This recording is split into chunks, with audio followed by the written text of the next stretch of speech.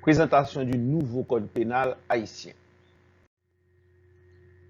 Le nouveau code pénal haïtien a été publié par décret dans un numéro spécial du journal officiel de la République, Le Moniteur, en date du mercredi 24 juin 2020. Pour assumer pleinement sa mission, il doit donc répondre à une double exigence. La première exigence est d'ordre juridique.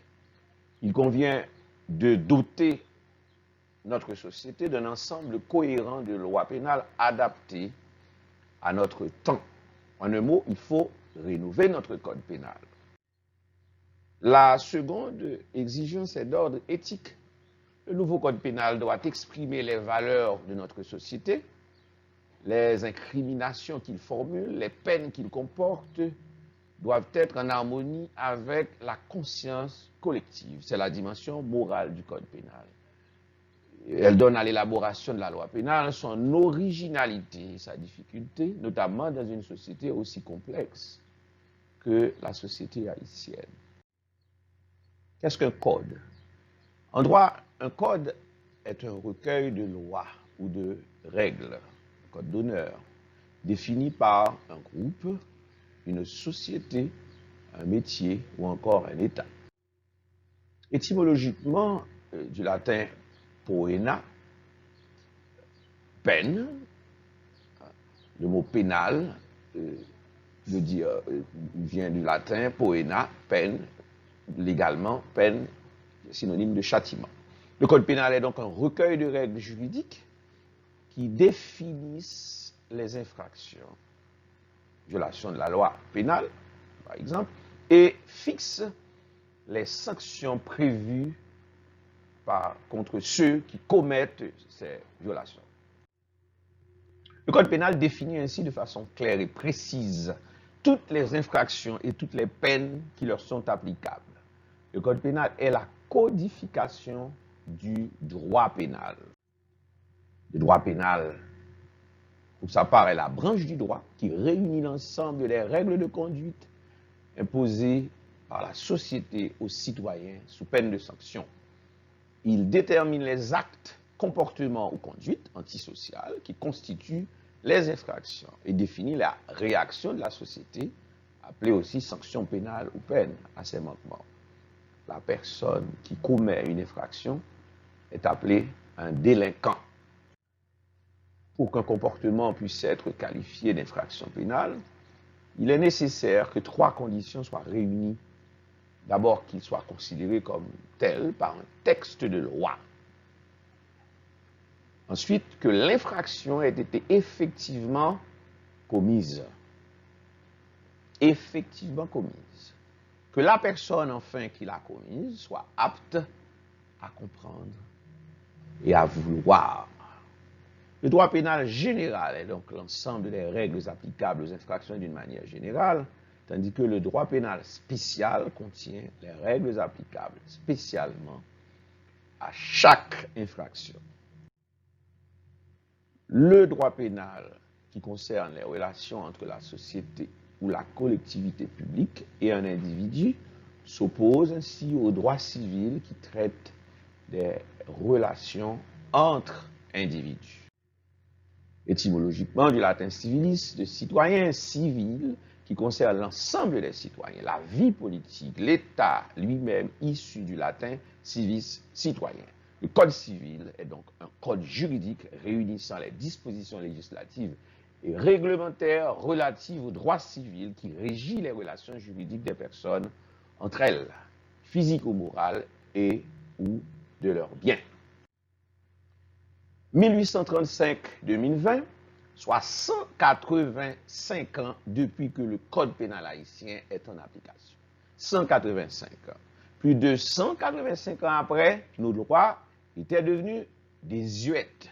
Il a fallu une révision des infractions et des peines inscrites dans ce code dit des interdits.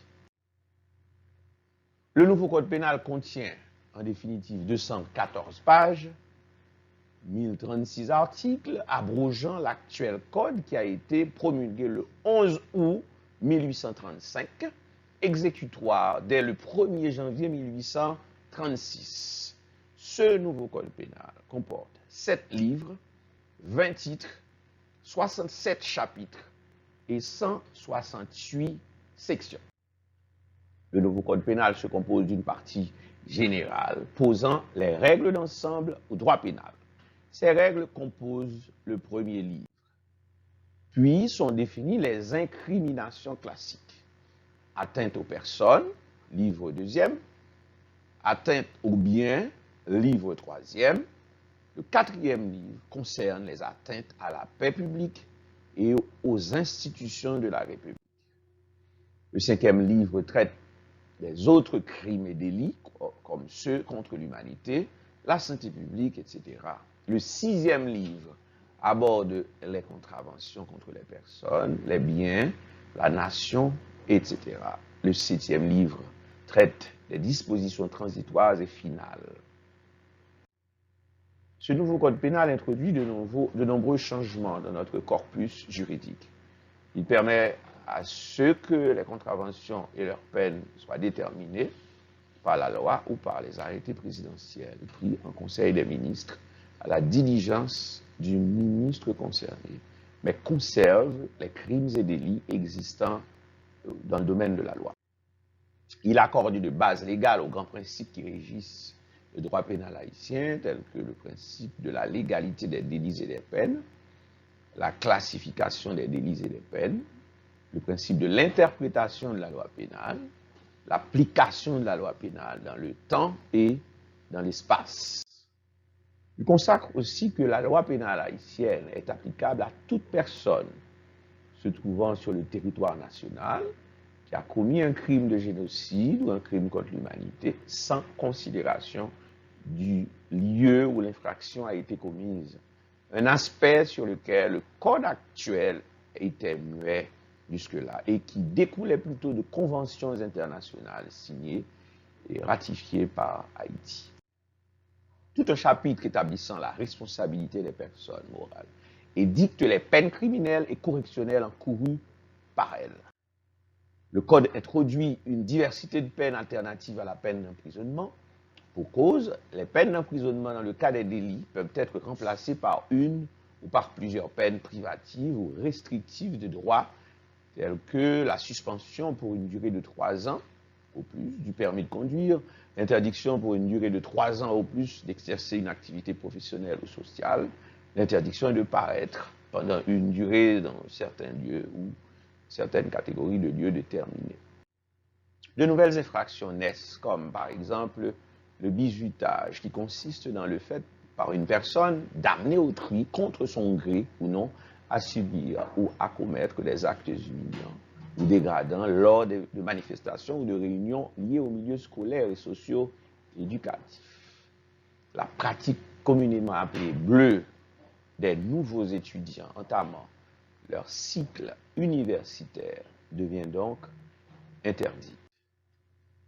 Le cas d'avortement, par exemple, est désormais punissable s'il est pratiqué sans le consentement libre et éclairé de la gestante ou au-delà de 12 semaines ou en méconnaissance des exigences de la science médicale par aliments, breuvages, médicaments, etc. De nouvelles institutions, aussi bien que de nouvelles fonctions et attributions, sont établies comme celle relative au statut du commissaire du gouvernement qui devient un procureur général. Il est aussi prévu un juge de l'application des peines. Le Code dispose clairement que la majorité pénale est fixée à 13 ans, contrairement à l'actuel Code.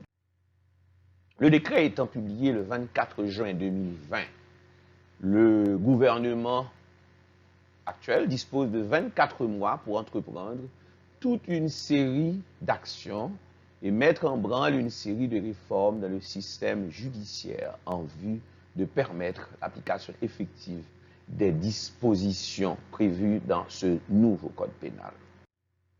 Les dispositions transitoires et finales prévoient que durant les 24 mois qui précèdent l'entrée en vigueur du code, des séminaires de formation sur le contenu du code pénal doivent être organisés par le ministère de la Justice au bénéfice des magistrats de tous les degrés, des greffiers, des huissiers, des policiers, notamment des agents de la police judiciaire et des personnels d'appui. Le dit ministère doit aussi mettre en place des structures et infrastructures nécessaires à l'application du code, surtout en ce qui concerne l'exécution des peines alternatives à l'emprisonnement, l'organisation du service pénitentiaire d'insertion et de probation. Par exemple, quelques exemples justement controversés, des articles controversés, notamment l'article 301 du nouveau code pénal interdit des rapports sexuels forcés d'une personne avec un animal. Et une telle formulation, selon les controverses, laisserait entendre que la relation sexuelle avec un animal est permise dès qu'il y a volonté de la personne d'avoir un tel rapport. L'article 305 sur l'inceste, et l'inceste, selon le nouveau code pénal, est puni s'il s'agit de rapports sexuels entre père et fille, mère et fils, sœur et frère, sœur et demi-frère, frère et demi-sœur, grand-père, petite-fille, grand-mère, petit-fils. Donc, tous les autres cas d'inceste non énumérés sont, selon les controverses, automatiquement permis. Tante, neveu, oncle, nièce, cousin, cousine, etc. Article 362 du nouveau code pénal, il interdit des discriminations à l'égard d'une certaine catégorie de personnes, notamment celles basées sur l'orientation sexuelle d'une personne. Selon les controverses toujours, un tel article consacrerait le droit des homosexuels ou la reconnaissance de cette catégorie de personnes dans la société haïtienne. D'autres articles poseraient des problèmes comme l'acte sexuel avec des enfants âgés de 15 ans. Là, je fais référence au débat actuel sur le code pénal. Face aux multiples réactions que suscite la publication du nouveau code pénal haïtien, dont les procédures remontent déjà à plus de 10 ans, le président de la République d'Haïti, son Excellence M. Jovenel Moïse, a lancé un appel au dialogue avec les secteurs vitaux de la nation, tant autour du nouveau code pénal haïtien. Selon le chef de l'État, l'heure n'est pas aux confrontations, mais plutôt au dialogue et à la sérénité. Le dialogue permettra au nouveau code pénal haïtien de retrouver son unité et d'être aisément accessible à toutes et à tous. L'axiome « nul n'est censé ignorer la loi » aura ainsi retrouvé en matière pénale sa véritable portée. Nul n'est censé ignorer la loi. Merci.